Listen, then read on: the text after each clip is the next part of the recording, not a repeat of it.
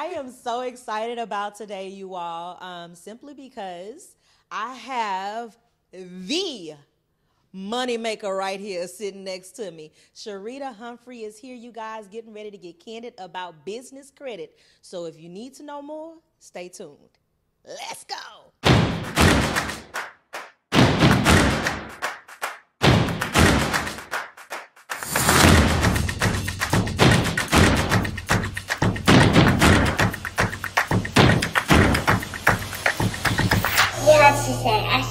In action. All right, Sharita, I'm so happy to have you here. Thank you for having me. It's been a long time coming, guys. But yes, let's get to the money. Yes, let's get to the money. So first, just explain to everyone what it is that you do so they can know your background. So I am Sharita Humphrey. Like she mentioned, I'm an award-winning finance expert and money mentor. I help men and women across the country not only better understand their money, but how to manage it, but ultimately how to grow their money. Because one of the things that we need, especially we saw with this pandemic, is that so many people were left without a financial safety net. So I teach people how to make sure that they create their own path to wealth, especially for those who are in small businesses. Because one of the things is we don't want to have to wait for the government to rescue us. We have to be our own rescue. So I teach small businesses, especially those folks who are black and brown, the more minorities, how to be able to get to the money.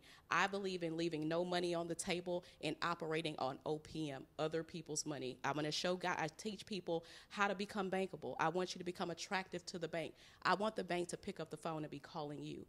And so that is one of the things that I continue to do. I look forward to doing this again. I'm committed to helping 1,000 entrepreneurs and or small businesses and or consumers across the country to be able to become financial trailblazers. That everybody has a tribe. Beyonce has the Beehive. Come on. I create financial trailblazers. You better come on. And look, y'all think she playing. This is my business consultant right here. She helping my business get the money. Yes. OPM, hashtag OPM. So we're going to hashtag OPM, but one of the things that I, Keisha, kind of came up with well before the pandemic back in 2019, what is going to be the hashtag that I was going to use this decade? And one of the ones that I came up with was I'm going to teach people how to secure. Everybody's out here with the memes going around now that's viral is secure the bag. Yeah. I know a lot of people with some pretty bags and wallets, but they're empty. So Come my on. whole thing is to be able to show you how to secure the decade. It's about you being able to know what you want to do by the end of this decade and reverse engineering when it comes to your finances. Yes. Hashtag Secure the decade. Look, I'm already ready, y'all. You don't understand. Like, she plays no games when it comes to securing the decade. Yes. Look, if you don't even follow Sharita on social media, I will never forget the post you made just a few months into the year. Yes, I told you guys, I said, you know what? Every single year in this decade is going to be major for me and those who follow me. So if you are not following me, what does they say? The money magic happens in my Facebook group. Yeah. They get all of the things that happened before any of the things that are happening with me, as you guys know, just a couple of weeks ago. Thank you to JP George of Fort Bend County. I was presented with Sharita M. Humphrey Day. So going forward, August 24th will be Sharita M. Humphrey Day in Fort Bend County. That is major, especially happening in the month of August, which we know is National Black Business Month. So being a black woman and a black woman who's creating her own path to wealth and teaching others how to be able to do it. As Keisha said, this woman has been, she was a rock star before I met her. So we worked together, and now she is really creating a path for her and her son to create their own path to wealth. So kudos to you. Thank you for entrusting me to be able to help you. I'm looking forward, guys. Let's make sure that we support this woman because she's doing some amazing things. I told her the next time we see her, she will be across the seat and explaining to Oprah how she was able to create her own path to wealth. So one of the things, sometimes you got to put those things out in the atmosphere because one of the things is that we tend to talk ourselves out of our own path to wealth, especially when it comes to money. We have some money blocks. A lot of us didn't come from wealth, but that doesn't mean that wealth will come from you. For those who are listening who may be what the government or other statistics say that you're in the low to moderate income. No, I want you to change that going forward. You're in the low to moderate wealth spectrum. You're a low to moderate wealth. So you have a track to be able to get to wealth. We're going to forget rich. You can get rich by winning the lottery, but you can be broke in less than 3 to 4 years. We've seen that statistically. So it is upon us because statistically they said that all of our major media outlets are saying that there will be no wealth in the Black community by 2053. We will disturb that, and we will create wealth well past that. So this is why this decade is so important to entrepreneurs and people across this country, but especially those who are Black and brown. Yeah. And if you didn't catch that, one of the things that I really loved about what Sharita said, when she was speaking over my life, she spoke over my life and my son's life. Right. She is really big about teaching how to actually build generational wealth and doing that through what you already have inside of you, your creative genius, okay? Right. So that's the reason why I wanted Sharita to come on, because she's been able to actually do so many great things with multiple small businesses, but also even the businesses that she's worked for. Now they're contracting her to come and help them continue to build wealth. Yes. Okay. I told Keisha and I tell everybody, especially those, like I said, that's in my Facebook group and those who have the opportunity to work with me and become my client, I always tell them, I'm going to show you how to monetize your gift, talent, and skill sets. Because a lot of times we think that we hear that we're supposed to have 8 streams of income. You are, but not 8 jobs. And that's one of the things that continues to be able to hinder us, because we think that we have to do everything. Take the one thing and monetize that. I teach about wealth, how to create a business credit, how to be able to truly be able to create time, location, and financial freedom. I'm going to say that one more time, because financial freedom is great, but I want you to be able to have access to and control over your time, but also being able to pick up. And for me, I shared with Keisha, I said next year, me and my husband are going to spend at least 6 to 12 weeks every single year in this decade going overseas. We're going to live overseas, because that gives us, by us managing our finances, now we have time to do the things that we want to do, and now we have location freedom. So those are the 3 things that are on the top of the list when I'm teaching my clients. You don't have to always be where you are, and there is other people who are waiting on your gift that's not in your city, your state, or even this country. There are people across the globe who are waiting to be able to help you to create paths to wealth, because you are their answer. You have their solution. So we're going to really deep dive into this. We're going to talk about business credit, but one thing is I want you to know how to be able to leverage that, really understand what that means, and to be able to really be able to not only get it, manage it, but also know how to leverage it. Yeah. So talking about that, let's explain to the people what business credit is, because a lot of people don't even know that you should have 2 different types of credit. Yes. So we all know, we're all familiar with FICO. We know those 3 numbers count when it comes to Experian, Equifax, and TransUnion. But if you are a small business, you should also know Dun & Bradstreet, Experian business, and Equifax business. And the reason why is because that's what's going to be the foundational things that you're going to need to be able to build business credit for the business, so that way we can stop operating on our personal credit. That we may start there to try to build the business, but that's not where we want to continue to go, because ultimately it has a negative impact to your debt to income ratio, also known, most of us know it as DTI. So the whole basis is to be able to separate, not commingle your personal finances and your business finances, but not to continue to commingle your personal credit with your business. So the very foundational things is, before you even get to business credit, is to make sure that business is established. Yeah. You can establish business as a sole proprietor, but you are still one and the same. The thing is that you want to get into a position where that business and you are separate. Yeah. That business has its own social security number, its own, which we know as its own EIN. So we definitely want to get into that pattern first, making sure that we structure the business in the right way. And if you're not familiar, if you don't know how to do it, please make sure that you're looking at, because we're not just talking about the state of Texas. People are across the country going to listen to this. Make sure that you reach out to your state's Secretary of State. Understand what those things mean and how to really be able to establish your business. There is a lot of amazing bookkeeper, accountants, and CPAs that can help you with this. If this is just not out of your wheelhouse, one of the main thing that keeps us is that we're trying to skip the process. You can't skip the process and ask somebody else for their money, because guess what? They want to make sure that you've put your own sweat equity in outside of your own money, but making sure that you're invested into the business by establishing it the right way. So before we deep dive into the establishing business credit, we want to make sure that we understand how to be able to set the format and the foundation to be able to get business credit. Yeah, and I think that that's really great that you said that, because a lot of people who are small businesses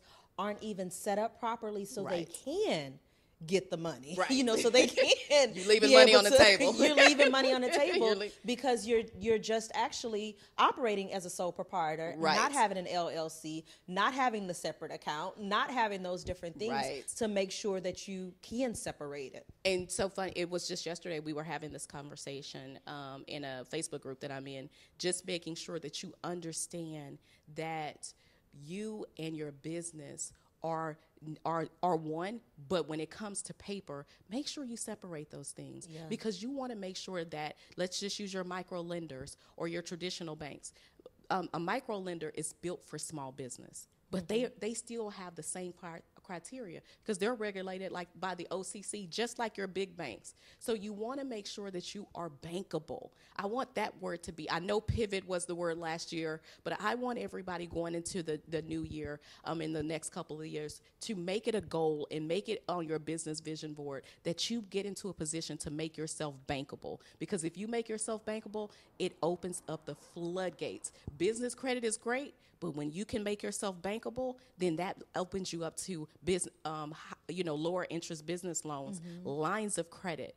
You know what? I was just talking to my banker, because you can't teach the people and not do the same things. Right. One of the things I want you guys to go do, even before you start to, if you're not really sure where to start with business credit, go to your bank and ask them, what are the business products and services that you guys have? And once I get into a position to be to help to get to the lines of credit and the business credit cards, what can I do? Guess what? They're here to be able to help you. But a lot of times we're scared to go talk to our To bankers. ask the question. If you don't ask the questions, then it's not on them. They want to be able to see you. They're there to help you. Yeah. But you first have to put yourself in a position to make them want to help you. So the first thing they're going to do is ask you, what's the business structure? So that's why I'm just telling you, do you have an EIN? Are you registered with your state? So making sure you understand that. And for one thing that I want you guys to also remember, because this is another thing that will impact your potential registration with the Secretary of State, is making sure that you understand, if you don't understand what your state comptroller's office is and what franchise taxes is, because if you fail to pay those franchise taxes, Yeah. it can have a negative impact on your business structure. So that's why I'm talking about business structure so heavy, because that's the foundational things that need to happen. Now, Keisha, we can dive into the good stuff. 'Cause Yeah. This is where it gets good, y'all. Yeah. And we're going to talk about some vendor accounts, but we're also going to be able to talk about one of the things that I want you guys to do. So I'm going to make sure you guys bring out your pen and paper, because I'm going to Yes. give you guys the business credit gems to really help you to become bankable, but to build business credit the right way. Yeah. There's so many people, and because business credit has become the new sexy, people have forgot about how, personal credit. Well, I'll just jump over here because I'm a small business and I'm going to establish business credit. But let me tell you something. The very first thing that I want to talk about before we jump into the goodness is, I don't want you to feel like that you can negate your personal credit. If it is not up to par, it will be a bottleneck later on. So that's why I want you, if you're trying to establish business credit, make sure that if your credit scores are not at least over 700. I heard Damon John say something earlier this year on it, because I was invited to a event where he did with Chase Bank, and he said, you know what, I want y'all to, he said, the thing out there is to keep it 100, but with the banks, I want you guys to keep it 700. So I'm going to just reiterate what Damon John said. I want you to keep it 700 across the board, not Credit Karma 700, because that can be a trap. Right. I want you to keep it FICO 700. Make it your goal, if you have not hit the 700s, to make that your goal over the next couple of 6 to 9 months. If you're at 700, I want you to push that score up as high as you can. on the personal side to at least a 760. The reason why is anything happens, you have to be able to use your personal credit. Those smaller points that you're losing are not going to take you out of that 720 range. The national average score is 720. In Texas, the national score is 680. So I definitely want you to be above what the Texas average is for those who are listening and they're tuning in from Texas, because that's where Keisha and I are. But for everyone else, the national average is 720. So if you can push yourself above the national average, then guess what? That will be your buffer, that you'll stay at that national average at 720. Yeah. So those are just some gems that I want to be able to tell you guys, because that's going to make you even more attractive. Because once you kind of get to that 760, 780, it's just about you having about an 800 score. I'm going to tell you something. I know everybody says the 800 score is the goal. It makes because they call people in the 800 scores a unicorn. Let me dispel the myth, okay? It is great to be in the 800s because it makes the transactions of approval very easy. But let me tell you something. The strain and sometimes the headache of making sure you stay in the 800s, because one of the things that I want you guys to also know when we're talking about this, because I'm going to show you how personal credit and business credit go hand in hand. Once you get to a very high score, especially in the 800s, I'm not sure if people have told you guys, so I'm going to tell you now. Most people who are within the 800 and continue to remain in the 800s use about 1 to 5% of their total utilization. Total. My utilization right now for the last 4 years have been about 1%. I tried to be fancy and try to get to 11%. FICO treated me like I was somebody new. Dropped that score 17 points, so I'm being very transparent with you guys. So I said, well, let me get back to the utilization that I'm used to, where it stays good. So I can tell you, make it your goal. Yes, when you're building and establishing credit, you want to make sure that you do not go above 30%. But what I challenge my clients, and Keisha can tell you guys, I keep saying, let's knock it down by 5s. If you're using 30%, make it your goal, 5%, 20%, 10%. So once you kind of get to those favorable scores, those very high, good to excellent scores, 1 to 10% won't feel like anything. And then once you get to the 800s, below 5% won't feel like a strain. Because let me tell you something, 5% seems like very low, but when you have hundreds of $1,000s worth of credit, it's really not nothing. It's really nothing. Yeah. So this is where it's going to be very key. So that's going to play a big part in you building your business credit, because one of the things that you guys are going to start to do is you're going to make sure you register with Dun & Bradstreet. But I want you guys to do your research, because one of the things that people don't tell a lot of small businesses is to make sure that whatever NYSES code, which is the code that is registered to the industry that your business is in, look to see if that if that industry is considered high risk by the banking institutions.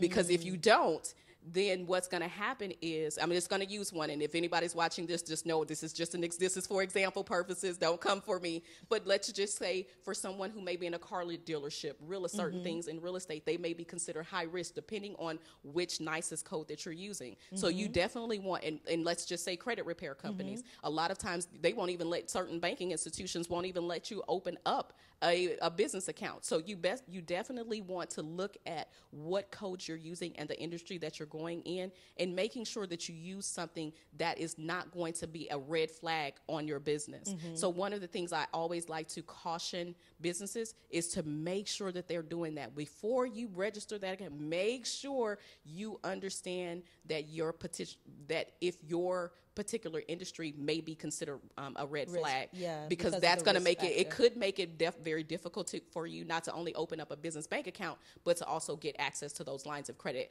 cards and other banking products for businesses. So that's number one. Number two, once you have done that, if you've established that, you also want to look at establishing the Dun & Bradstreet. One of the ways I always tell people, you can do it yourself.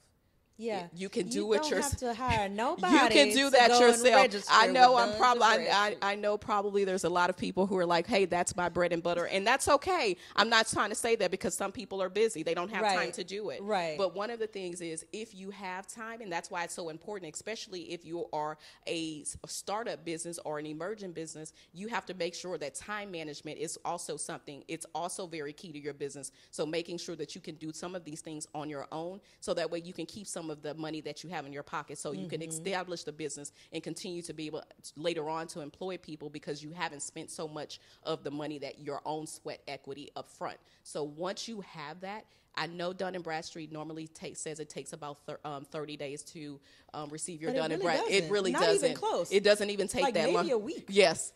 So they have to give you that disclaimer just in case anything happens. They don't need to say 30 days, so we'll just go with what they said. But I can tell you it normally doesn't take that long. Also, if you are thinking about doing business with the government, you can get your Dun & Bradstreet number within less than 72 hours. If you are a person, or if you know eventually later on down the line you're going to do business with the government, you can register and get your Dun & Bradstreet that way, because you're saying that you're going to be a government contractor. So that is another opportunity for you to be able to fast track getting your Dun & Bradstreet number. Once you have that Dun & Bradstreet number, don't put it to the side. Start building as early as possible, because that's going to really be able to start the aging of it. Yes, of course, that's why we told you to establish that business, because when they go back, they're going to start looking at when the business was registered with your state, but you also want to start to establish your own business credit, so potential lenders and creditors can see, and vendors can see, and give you higher access to lines of credit and other things. So the very first one that I'm going to give you some top 3 ones, because a lot of times we're seeing a lot of these lists that's going around the internet, but making sure that you understand who they're reporting to, because you can sign up for all of these things in tier 1, but if you don't, if they're not reporting, guess what? It doesn't matter.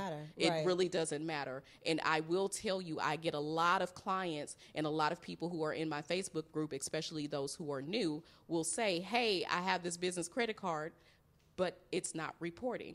Today's show is sponsored by Stevens Court, a modern flex space rental available for rent on Peerspace. Whether you are hosting a corporate meeting outside of the office or an intimate gathering for family and friends, this remodeled 100-year-old home provides a historic touch in the heart of Houston. Schedule your event today.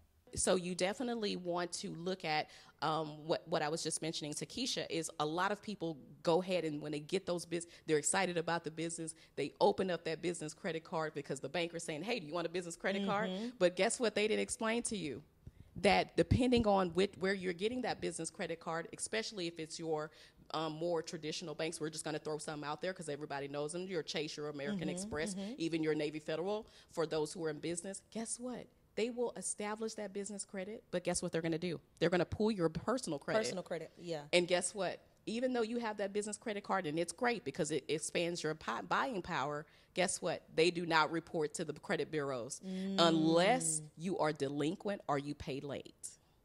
So they're going to report if it's negative. Yes, but they won't report if it's positive. Wow. So I just want to let a lot of people know, because they're like, wait a minute, I've been using my business credit card. I've had this card for months or weeks or years, and it's never showed up on any of my business credit. And the reason why is because they didn't tell you that it's not going to report unless it's delinquent or you never pay. It only is going to report in a negative standing. So that's why. So is there a way for you to get them? Yes. So let me tell you what you do. Nav.com, and I'm going to make sure that I leave Keisha with all of the links for this information. Nav.com is your very first line to building true business credit. You know why? Because they're going to report to Experian, Equifax, and Dun & Bradstreet.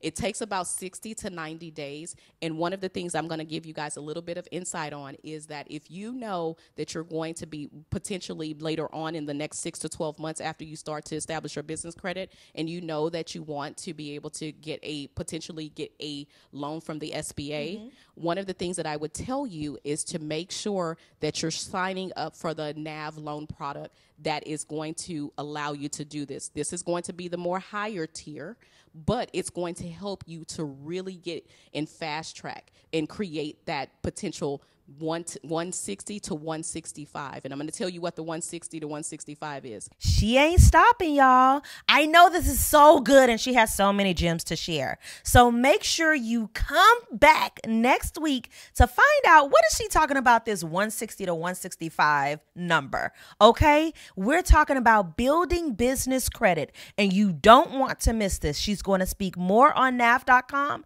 and share more sites that will help you build your business credit today. See you all next week.